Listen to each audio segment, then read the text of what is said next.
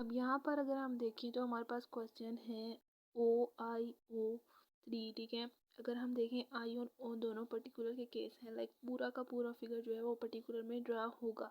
अब यहाँ पर आपको रूल्स माइंड में रखने हैं कि आपको क्या करना है, कैसे करना है, सब कुछ माइंड में होगा आपके, तो आप इजीली फिगर ड्रा कर सकते हैं, ठीक है। अब फर्स्ट देखें ओ, मतलब फर्स्ट यहाँ पर स्ट्रक्चर हमारे पास 3 दिया गया है, तो 3 फिगर कैसी होती है, जैसे कि मैंने आप लोग को बताया था कि हमारे पास जो फिगर थर्ड होती है वो इस तरह होती है, कुछ थर्ड फिगर इस तरह, ठीक है, और वो लिंक करती है फोर्थ वन के साथ।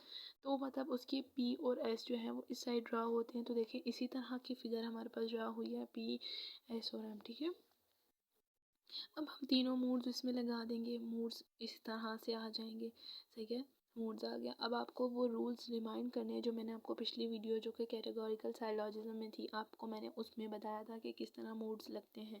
तो अगर आपको याद हो तो ए और ओ पर बार थे, तो ओ पर बार मतलब पी पर बार, ठीक है, और ओ पर बार मतलब इस पी पर बार, राइट साइड पे बार, ठीक है, जबकि आई के केस में बार नहीं थे। अब यहाँ पर आप इस फिगर में देखेंगे कि कहीं पर कोई यूनिवर्सल केस है, तो यूनिवर्सल क्या था हमारे पास, ए और ई हमारे पास यूनिवर्सल था, जबकि आई और ओ हमारे पास पर्टिकुलर था। तो मतलब हम इस यूनिवर्सल के केस से भी आज़ाद हो गए, हमारे पास कोई भी यूनिवर्सल का केस नहीं है। यूनिवर्सल के केस का ना होने का मतलब कि कोई भी हमारे पास शेडिंग जो है, शेडिंग का मटेरियल नहीं होगा, नो शेडिंग, ठीक है। अब यहाँ पर हम सारे केस में क्रॉस लगाएंगे हर जगह, ठीक है, और किस तरह से क्रॉस लगेगा वो मैं आपको बताती हूँ।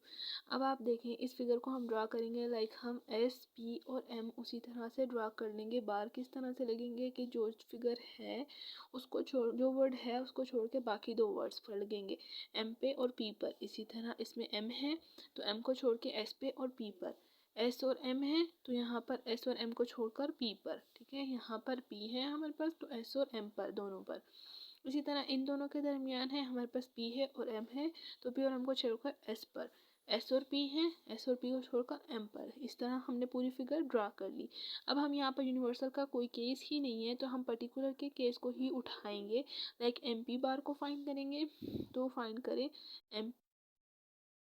एम पी बार, पी पर बार होना चाहिए, तो पी पर बार है लेकिन एम पर भी है, अच्छा एम पी बार और एम पी बार दोनों पर बार है, इसलिए हमने दोनों पर अलग अलग क्रॉस लगाने की बजाय एक ही सेंटर में क्रॉस लगा लिया कि ये दोनों फिगर्स को कंप्लीट कराएं। लेकिन मतलब ये ओवरऑल इस फिगर को, इतने फिगर को ये कवर कर रहा है, सही है, इतने फिगर को ये कवर कर रहा है। मैंने ड्रा करने का मेरा मकसद यही है कि आपको समझ आ जाए कि इसने इस पी बार को भी कवर किया और इस पी बार को भी कवर किया, इसलिए हमने मिड में क्रॉस लगाया।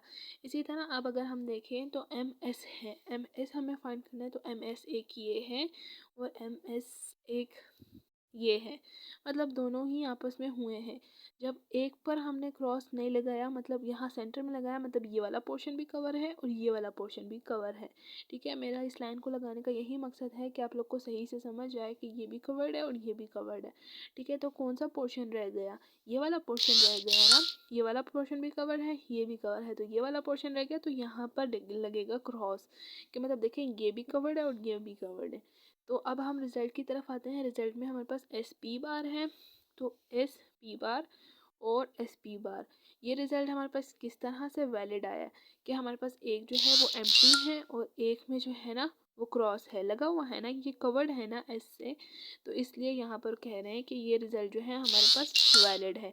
वैलिड का मैंने आपको रीज़न बताया, पर्टिकुलर में जो पेयर्ड होते हैं उस पेयर्ड में एक को हमारे पास एम्प्टी होना ज़रूरी है और एक को हमारे पास क्रॉस होना ज़रूरी है। तो यहाँ पर हमारे पास ये वाला केस एम्प्टी है और ये वाला केस हमारे पास क्रॉस्ड है। अगर आपको इस तरह भी समझ नहीं आती ना तो आप इस तरह भी ड्रा कर सकते हैं, लाइक इस तरह कि हमारे पास ये एस पी एम, ये एस पी एम और ये एस पी एम, मतलब इसमें भी क्रॉस है, इसमें भी क्रॉस है और इसमें भी क्रॉस है, ठीक है। और ये वाला जो है ना इसमें ये एम्प्टी है और ये क्रॉस है, तो दोनों का रिजल्ट हमारे पास क्या हो रहा है, वैलिड हो रहा है। तो मैं होप सो कि आपको समझ आई होगी, ठीक है।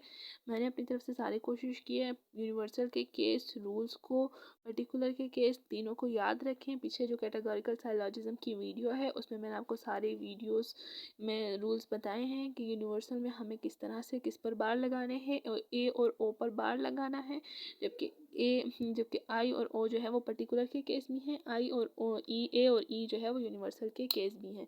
तो इस तरह से आप इन फिगर्स को ड्रा कर सकते हैं डिफरेंट मूड्स की मदद से, सही प्रॉपर रूल्स को याद करते हुए।